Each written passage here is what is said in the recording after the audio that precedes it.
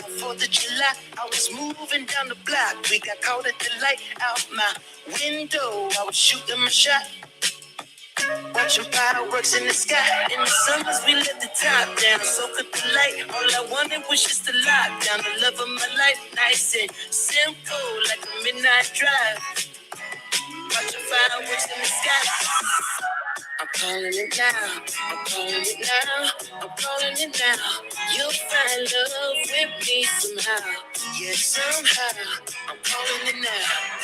We was moving kind of fast, but the feeling was right. We should cruise up in the van and get married tonight. Life is What's up? What's happening, everyone? How the hell is everyone? It's good to be back. It is always weird when I'm doing this cast by myself, but I have people, co-hosts that, life goes on, I love them all. Love them all, baby. Got school, got work. I mean, hell, I'm getting new jobs now too. But I have to be able to come out here and talk to whoever will listen to me, like that wild man out in the street that's holding a shopping cart and trying to tell today's good news. Talking about how Jesus is coming back. You know what? I hope he does. But today you're stuck with me. So, hey, it's Fire in the Sky, by the way. Shout out to Fire in the Sky, DJ Snake, Anderson Pack. Love that. It's going to become the new official song of Onside Take. And I have so much to cover, but I'm in such a short time because tonight is the beginning of NFL season. Woo! There you go. And the key is I don't have all my ducks in a row when it comes to my host being here. But what I am going to do is I'm going to do a very, very long time coming fantasy, what I'm calling tonight, procrastinated fantasy football prognostication. Came up with that. So say that 5 times fast, Procrastinated fantasy football prognostication. I'm not even going to try. All right. I'm E-Rock. I am your host for the evening. I am so glad that whoever is watching this is supporting this, and I promise you, here is the update. We have been off vacations, birthdays. I just turned 33 last week. Woo! I'm 33, and woo! As far as I'm concerned, I'm still 25. The day I turned 25 just keeps going. Once you turn 25, you own cats, you'll understand. And then after you turn 25, you can rent a car and you're good. And yay. All right. So there's been a lot of stuff going on in this world of football, sports, whether it's basketball, baseball. I'm going to cut straight to the minutia of it all tonight. And let's go ahead and talk about, first let me actually go ahead and say there is actually going to be a regular scheduled recording is going to continue starting tonight into next week, et cetera, et cetera. I will give you more details on the specific days that's going to happen. But instead of just being reliant on us three, you'll probably see me anyway because I can't just take away this beautiful face right here from the public to see. But when space isn't here, I also brought on a good friend of mine, and he will be here next time. His name is Marty McBride, and that's my dude. It's my cousin. Not literally my cousin, but he is like a cousin to me. He's from Chicago, and the man knows his stuff. Man had a beard. He was born out of the womb with a beard. I don't know if he has it anymore, but he used to put me to shame, and he's 10 years younger than me. But the man knows his baseball, football, and basketball. Well, not as much basketball. I mean, I put him to shame in many ways, but I've had more life experience and more time on my hands, half of it. So here's the key about it. Next week is also, I've been hinting at this for a long while. I've talked to the powers that be about finally having our new social media platform set up. our new, it's basically a revamp, and it's finally done. Thank you to all involved. You know who you are, and we will put you on blast when it's revealed. And I promise it actually is finally done. It's just, life. But it's going to be a nice backdrop, a new logo, a new page, our own website. We're even going to have our own emails. Man, you've made it when you got your own emails. Man, I'm just saying, hey, I made it, So wait for that upcoming next week. This time it is 100% guaranteed, no matter what. And after that, I will make sure that OT is going to be on every week. Have my word on that. And if I'm not, then I'm going to say I put that on Carolina, baby. All right. So let's get to the minutia of it all. Like I promised. And the minutia of it is tonight is, as I pointed out, and if you watch football, it is opening night, Thursday night. It is the championship winners, the Kansas City Chiefs, led by some guy who plays quarterback. I don't know who he is. It's like this nobody. I don't know. I heard his name is Mahomey. That's what I heard. He's pretty good. He's also favored to win MVP for a third consecutive year. And who knows? But his favorite receiver tonight will not be Travis Kelce, who is hyperextended his knee in practice, no torn ligaments. So update from everything I've heard, he's going to test it out, and he's a tough guy. So he might play. He may not play. Chris Jones, definitely not going to play, I don't think, because I don't think unless they sign a contract within, 30 minutes now, Eastern time. It's literally, I just got a notification that football's back in action. There you go. And yep, literally in less than 15 minutes, unless he signs, I don't think Chris Jones is playing. But if Nick Bosa can sign for the Niners last second, I think by next week, pretty sure that Chris Jones is going to sign, especially since he's going to team events. Just a quick rundown of the game before I move on to fantasy football. There's not much to say. The Lions, we all know about the Chiefs. The Chiefs can make, Mahomes specifically, can make everything work no matter with what. He's like MacGyver. And for you young cats who don't know who MacGyver is, look him up. He can literally take a rubber band, a paper clip, and a radio and make a nuclear bomb out of it. I'm exaggerating, but that's the premise of the show, essentially. He's very resourceful, and that's what Patrick Mahomes is. He's the best, in my opinion, and I think many people's opinion, the best quarterback in the history, the most talented quarterback in the history of the NFL, and the sky's the limits. By the way, if you're looking at me right now and it looks like I'm sitting in a museum, I basically am. I am back in my hometown and dog sitting, and I'm very happy to do so. Although I could not bring them in here because then I'd have to do this. I'd have to put these suckers on, and then I'd have to look like an offensive coordinator. And as cool as that sounds, I mean, how cool do I look right now? 55, 4 plays on play, on two, ready, good. All right, that ain't happening. That's not cool. I mean, not cool like me at least. And if you disagree, don't answer that. All right. Back to the game. The Lions started 1-8, if I'm not mistaken, last year. And they finished 8-1, if I'm not mistaken. They missed the playoffs, but by the width of a chin hair, and like the chinny chin. It's expected, and everyone and their mother is picking them to win the NFC North. Now, it is important to know that I actually don't have a problem with the Detroit Lions. And this is taking emotion out of it. The thing is, they have not won a single division title in the entire creation of the NFC North. Now, the caveat to that, or the asterisk to that, is it used to be called the NFC Central. Now, to show you how old that is, when the Panthers first got into the league, which was 95, They were developed in '93, but they were bought in '93. Took them 2 years, but '95. This is how really weird, discombobulated the divisions were.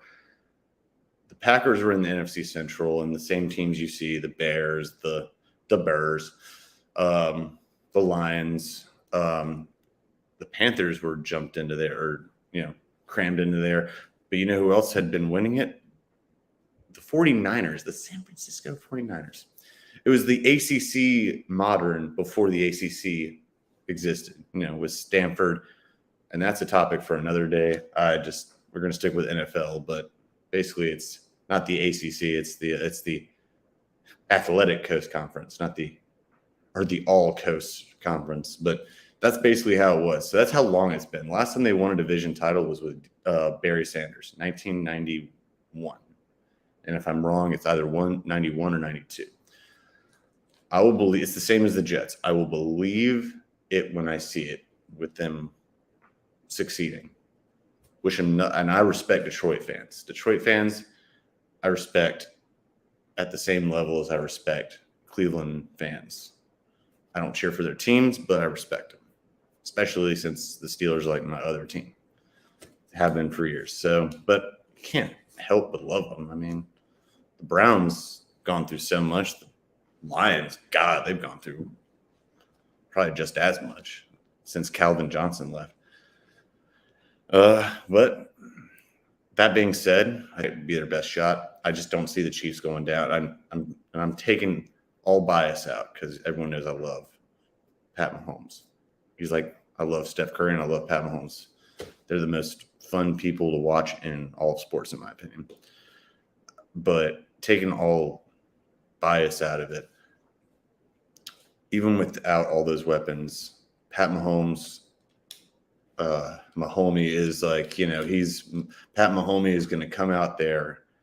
It's celebration night. They're going to put the banner down.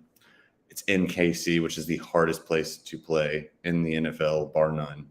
That's said by all players that are of any consequence.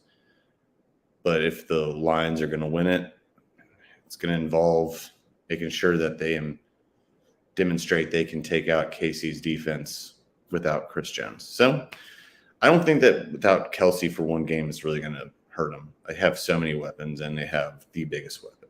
So, and as already mentioned. That being said, I will not be surprised if the Lions win. Although, and again, Jake has heard me say it. Space has heard me say it. I actually have the Packers winning the division this year. Keep this receipt. Remember this in 17 weeks. I'm just saying. Jordan Love's going to be a beast. All right. So this is the big thing that I wanted to get on here and do because I love fantasy football. I love it. And truthfully, I've had results. I've had good years, more good years than bad years. Sometimes you can't help injuries. But this is gonna be my Cliff Notes guide or Spark Notes or whatever you darn kids have these days. Damn kids and your hippity hop. I have done sloppily but extensive work on mine from both Charlotte and Winston, where I've lived and do live. And I'm just a nerd, and I do sports writing, so I keep up with it anyway. So it's fun. These are my points of emphasis here. Before I'll get into this position by position really quickly. These are my points of advice. Number one, receiver is not just crucial on the field these days. It's obviously a passing league. It's obviously running backs are being destroyed and dissed right now, disrespected. And that goes off the field and onto the fantasy field as well. I tend to believe, as I did in one of my drafts specifically, I went heavy on receiver. And that is mainly because receivers have better chance of getting the big numbers. I mean, it's like basically taking the big swing. Like you swing and a miss, or you swing and you hit and get a home run, metaphorically. So I'll just go ahead and tell you who I'm huge. And I want to shout out Joe Amoroso and Mike Amoroso because his pops, that'd be Joe. Seen him at Buffalo Wild Wings, and he even calls me after and asks me advice about this.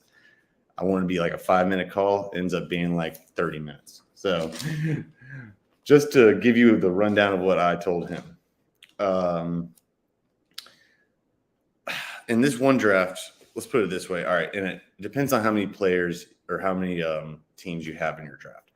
If you have an 8-player draft, it is going to be wide open. I mean, 8-player draft, there is such a dramatic difference even between 8-team draft and a 10-team draft or a 10-team, league, I should say.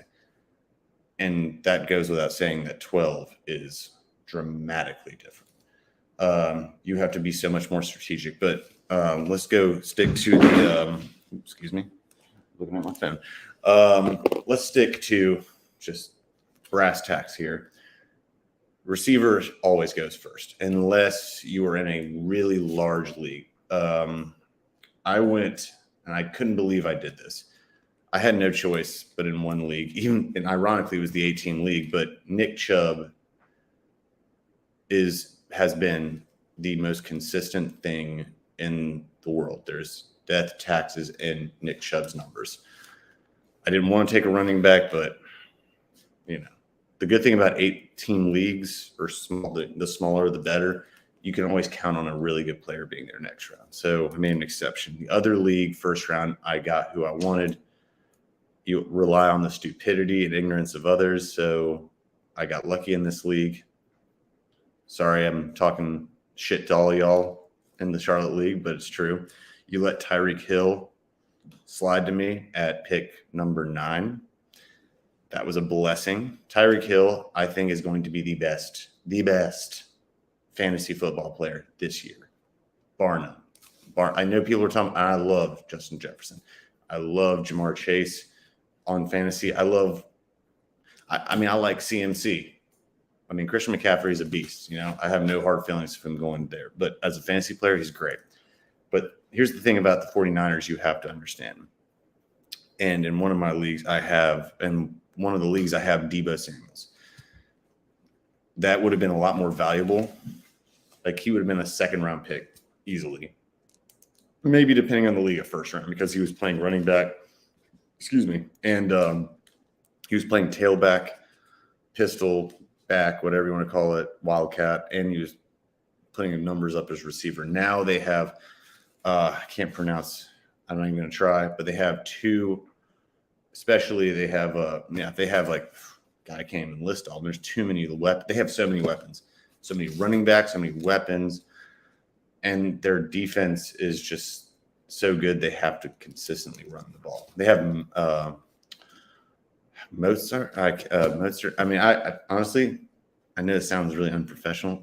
I can't keep up with this 49ers roster these days, other than, Deebo Samuels, Brock Purdy, Christian McCaffrey, and,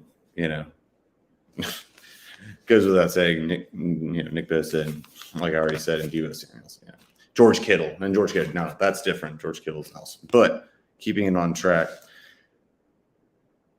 receiver's the way to go. Tyreek Hill, I don't care what pick it is, unless it's literally Justin Jefferson.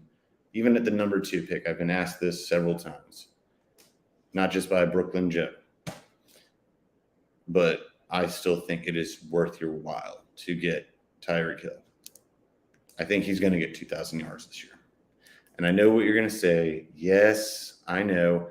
Jalen Waddle is on the other side, and it depends on what Tua does, but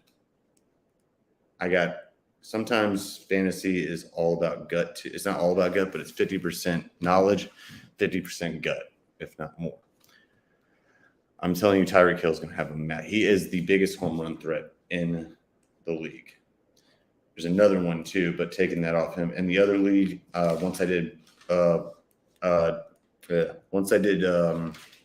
Nick Chubb, who's still, like I said, automatic points. I did Devontae Adams. Now that is risky because of Jimmy G being there, but he is still no matter what. I had him last year, and he still just averaged. I don't think he ever got below 15 points a game, maybe once or twice. And that was with a really shitty offense. Moving on with that, all right, let's just go with position here. Let's not even do round by round. Chris Olave. Look into Chris Olave.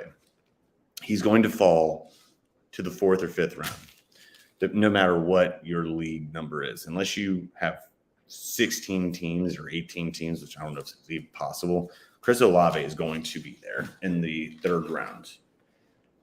So he's a sleeper, and you cannot go wrong with him. He had over 1,000 yards last year as a young pup. But here's the other one, and I'm so glad he's not on the Falcons anymore, Calvin Ridley. People are sleeping on Calvin Ridley, man.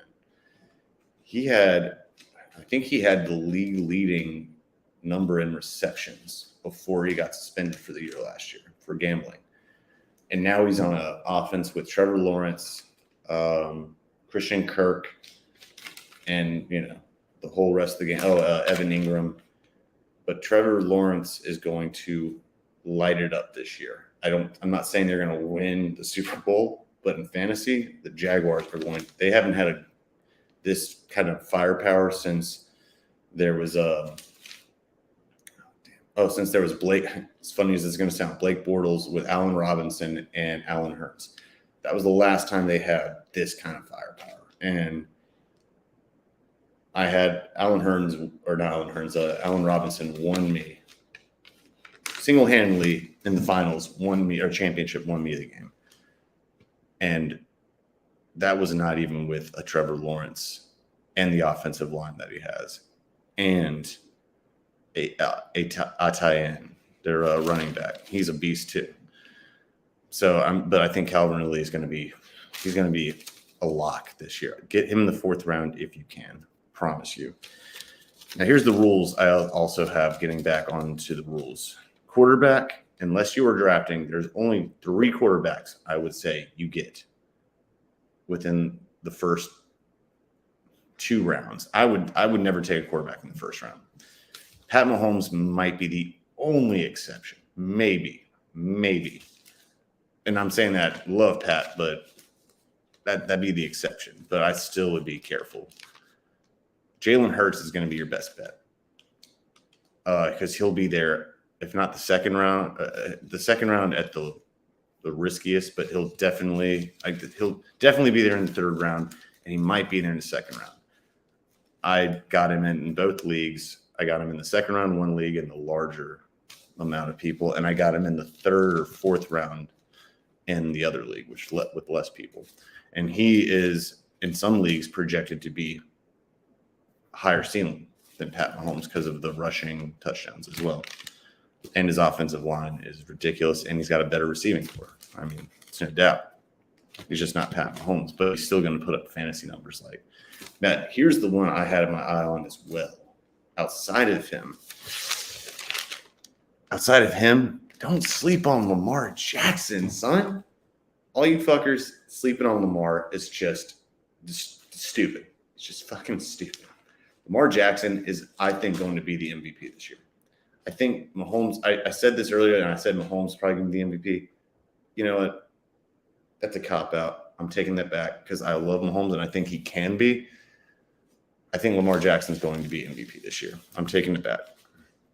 I think that I know he has more weapons than he's ever had in his career, even more than the MVP year. And it's just a matter of time before he's going to go off. I think he's going to have over 1,000 yards rushing this year, and he's going to have 27 touchdowns and 8 interceptions, but he's going to have 10 rushing touchdowns, something like that. And Mark Andrews is going to go off, which leads it to Mark Andrews. If you're going to take other rule, keeping it to that running back, there are good running backs out there.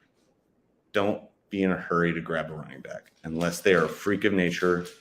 Like Saquon Barkley will be there in the 2nd round. Christian McCaffrey will be a 1st rounder. All right, but that's a risk. But if that's what you're willing to take, that's cool. That's all you. Sometimes you got to, No risk, no reward, So sometimes you got to go with it. But Saquon Barkley, I think, would be a better pick because he's going to have the entire offense running through him. And like I mentioned, Christian McCaffrey is going to have so many weapons outside of it, especially with George Kittle and especially with Debo. So buyers beware about that. But unless you do that, or Nick Chubb, like I said, that was, I hated to do it, and he is the best running back in terms of just straight running game. He's a good receiver, but he is the best when it comes to yards per carry and to touchdowns, rushing touchdowns. He's a monster, especially since Deshaun Watson is going to need him this year. If he's going to get back on track, then he's going to need him. By the way, shout out to Bojangles. If you're from the South, you know what Bojangles is. And they also have, hard sweet tea. Now, it's not bad. It's pretty good. But never as good as Bojangles Bowberry biscuits or Cajun filet chicken biscuits. So visit your local Bojangles. Don't forget to support your delicious Southern cooking. Or just some good old bow rounds, which is basically hash browns. Best tailgate food ever. All right, on that note, moving on. Receivers, a couple more shout-outs. I want to go with receivers. DJ Moore. DJ fucking Moore. I know he's a former Panther. I know it sounds like I'm being biased, but I'm looking at the straight-up facts. He is going to be the most underdrafted player this year. Justin Fields has got a better offensive line. He is a dynamic player, an absolute electric player. I don't care what anyone tells me. That kid is going to be a monster. He is a monster. He's going to be even more of a monster. DJ Moore is going to have over 1,300 yards receiving this year, bar none. Not a problem. I will bet everything I would have on my fantasy for that because he's going to be their primary receiver. I mean, you have Peoples-Jones and you have Kmet, but come on, let's be real. DJ Moore already looks great, but he's only had 1 year, and I'm saying this because I'm a Panthers fan. He's had 1 year, which was last year, where he didn't have 1,000 yards. He still had 800 and change, and that was without a quarterback. That was with T.J. Walker, and that was with Sam Darnold and Baker Mayfield. The only thing he did wrong last year was taking his helmet off too soon, which is still bullshit. So, and I'm not even going to go into that because it hurts too damn much. It really does.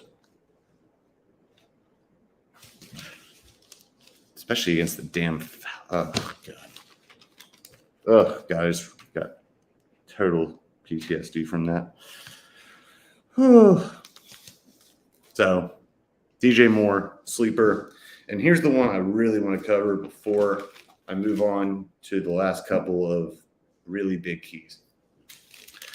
George Pickens. And again, I'm not being biased on this. This is just a fact. Everyone is sleeping on the Pittsburgh Steelers. And I'm serious. And I know it's the preseason. I get it. It's the preseason. But George Pickens is a star.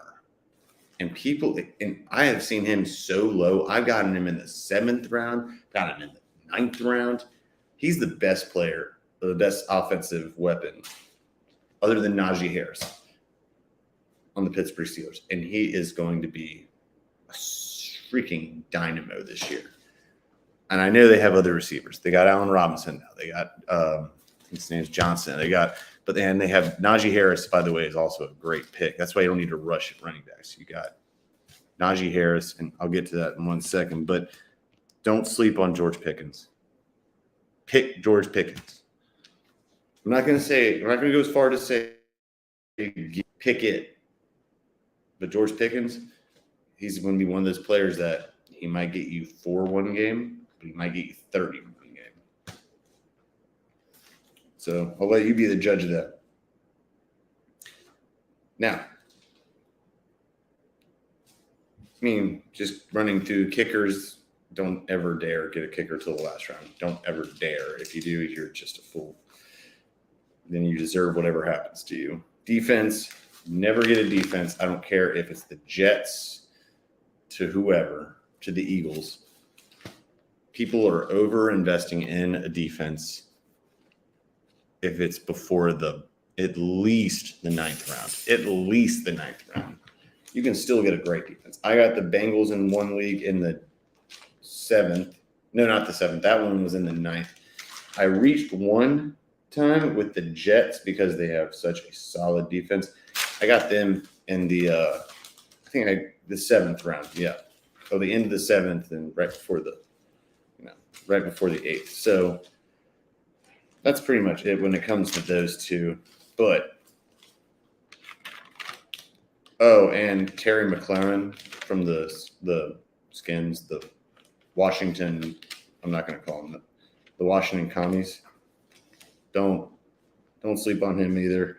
Now here's the thing. All right, this will wrap it up on here. I will say this about running backs. Like I said, I mentioned it previously. You want to make sure that you don't draft too high because there are it's just like tight ends. Well, it's like tight ends that if you're rushing to go and grab someone, you're going to miss out on another pick. And here's my examples. Madison from the Vikings, they cut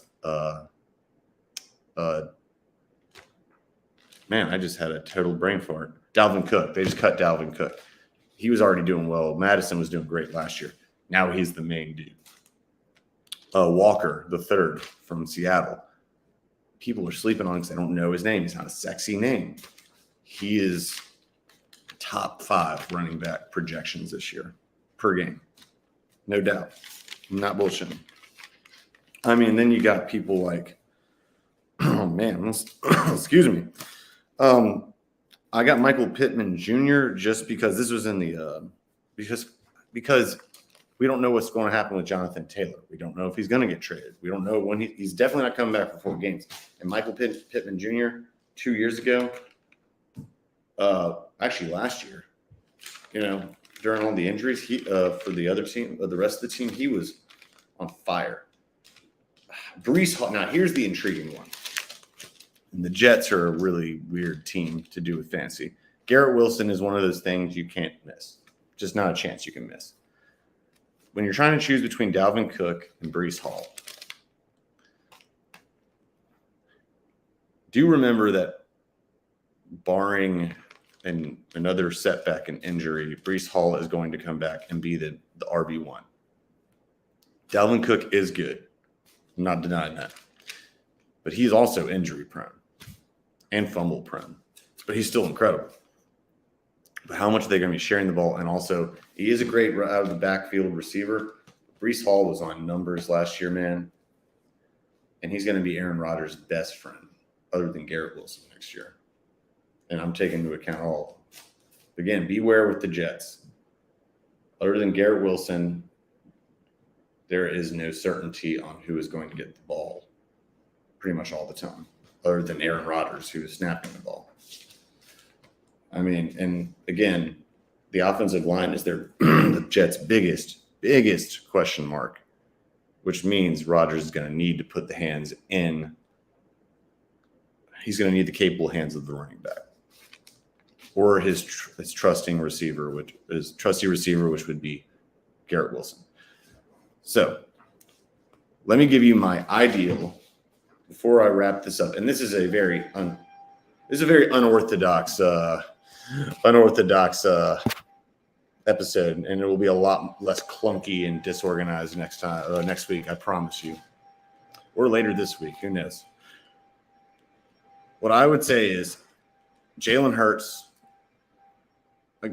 Here's my favorite team that I have listed: Jalen Hurts, QB, Nick Chubb, running back, RB1, Breece Hall, RB2, Devontae Adams, receiver 1, Chris Olave, receiver 2. Now, here is a cool one: Amari Cooper. Don't sleep on Amari Cooper. And I hate the fact I have 2 Browns players in my starting. And here it is: Freiermuth from And here, when it comes to tight ends, man, you might be able to sneak away if you get lucky and get, George Kittle. That's a good pick. It's a steal. But if you get him, great. But don't reach too high past round number 5. Don't do that. And if you do, then again, that's all you. And I hope it works out for you. But I wouldn't. Firemouth, I got in both leagues. I got Cincy, like I said, in one league. I got New York Jets in the other league. Depending on how your league works, depending on which one that you're in. And then kicker, doesn't really matter. I got Gano and Patterson, interchangeable. But in both of them, I got Walker the third, DJ Moore, George Pickens, all of them. And Pittman Jr. And backup quarterback, I'm saying, again, you can wait till the second to last pick. I got Anthony Richardson in one of them. I got Jared Goff in the other. Jared Goff is going to be a steal, and you can see him tonight and understand why. But Anthony Richardson has such upside as a backup because he's going to have – they're going to depend on him so much. But Jared Goff already has a system in place. But here's the kicker about it. I got Javonte Williams, former Tar Heel, in the large league, but the large league. He's coming off injury, and people are sleeping on him, especially since people don't pay attention to the Broncos minus Russell Wilson because they always want to talk shit about him, which is deservingly so. But don't forget about DeJounte Williams. He's a monster, and I'm not just saying that as a Tar Heels fan. He was on pace to have a monster year before he tore his knee last year. Same with Breece Hall. It's a very similar thing. So you can get him late and on a discount. And Walker, the third, discount as well. Pittman Jr. Here's the other one. And I know he's out. He was limited at practice or was out of practice. But Christian Watson from the Packers. That's a gamble. But if he's on your bench, in my case, the very bottom of the bench, he's got a high upside. And really, that's, and I got Komet as a tight end again. So I go with Hurts, Chubbs, Madison. I got Tyreek Hill, if you can get him, Debo, Terry McLaurin, either Komet or Firemouth, the Jets, if you can get them, and then kicker or whatever. Javonte Williams would be great. Oh, Mike Williams. Don't forget about him because everyone's going to think about, and they should, Keenan Allen, but neither of them can ever stay on the field at the same time. But Mike Williams, he's a monster. And then, it goes from there, but rundown, receivers, first and second pick, or running back or receiver and running back, by whichever one comes back with that. Try and get a really solid, consistent quarterback in the third or fourth round for sure. You can get Burrow in the fourth round easily. I like to err on the side of caution when it comes to quarterbacks with pocket quarterbacks. I like to have rushing ones that can have like Mahomes is an anomaly of anywhere. And Burrow probably I would say is too. But if you're going to go somewhere like Hurts, you're going to have to get him early. You're going to have to get Mahomes early. Burrow, you can snag, and Justin Herbert, you can snag in the fourth and fifth round, no matter what league. I promise you. And don't sleep on Trevor Lawrence. He will be a very valuable pick, and you can get him in an even earlier round or even later round. So, receivers first, running backs right in that blend, depending on who it is, like a Saquon. Man, don't ever underestimate having a mobile quarterback or a dual threat receiver. You can always have in the later rounds. Don't sleep on Chris Olave, as much as I hate the Saints.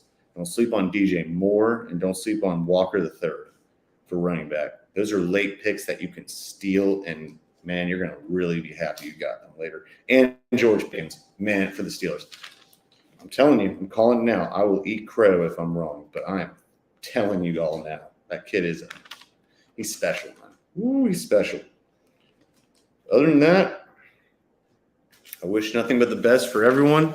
except for people I'm playing against. And enjoy the game tonight. I guess if I'm going to keep up tradition, I'm going to do the 2 segments real quick.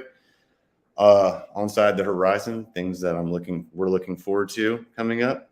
It's happening right now. It's football, but mainly it's the Panthers this weekend. Beat the Atlanta Pigeons, man. And if it's onside looking at other sports and other things, I'd have to say, man, I don't know. I guess it'd have to be probably the FIBA World Cup. Go United States, baby. Let's do it, Come on, let's do it. And if not, then the pickleball championship, obviously. Hey, who knows? But, and the MIT, most impressive thing I saw this week. Man.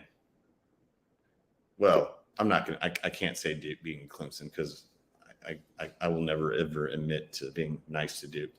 It was the Tar Heels, baby. The Tar Heels defense, who was always terrible, going out with last year, 16 sacks in the entire season. One game, first game, 9 sacks. Let's go. Can't wait for us to finally have a defense and have Drake May, Heisman quarterback. It's happening. All right, everyone. I love all y'all.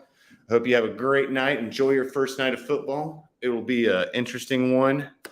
And I hope it is. I hope that Pat Mahomes goes out and launches it, and it's a high-scoring game for both teams. And next episode, it'll be a little bit more back to normal, and I think the improvements will be in place. So look forward to it.